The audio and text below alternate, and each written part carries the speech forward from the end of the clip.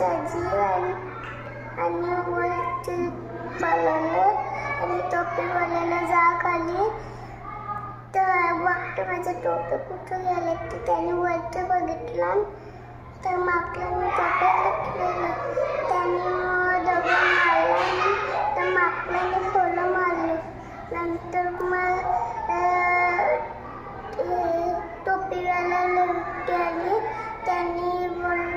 असं त्याची टोपी खालती फेकली आणि सगळ्या माकडांनी त्याची टोपी खालती फेकली आणि नंतर मग तो गेला मग सगळे टोपी उचलला मग तो घराला गेला मग तो दुसऱ्या गावाला गेला. चांगल्या पद्धतीने सजावट करून वाजत गाजत अशा प्रकारे तयारीने या मुलांना आमच्या शाळेत प्रवेश केला आहे आणि हा नवीन कृती वगैरे मुलांना सर्व शिकवण्यात आले त्याची तयारी चांगल्या प्रकारे शाळेत आणि आणखी मुलांना शाळेत येण्याची भीती नाहीशी केली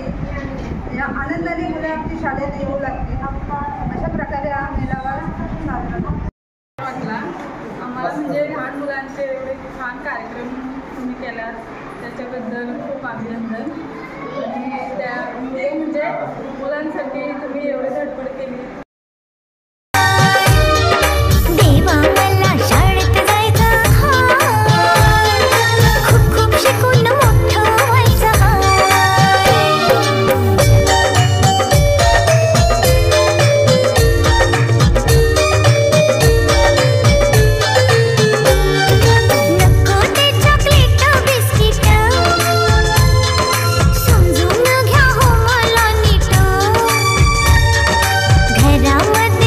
शिक्षकांनी इथे जो का मेळावा भरलेला आहे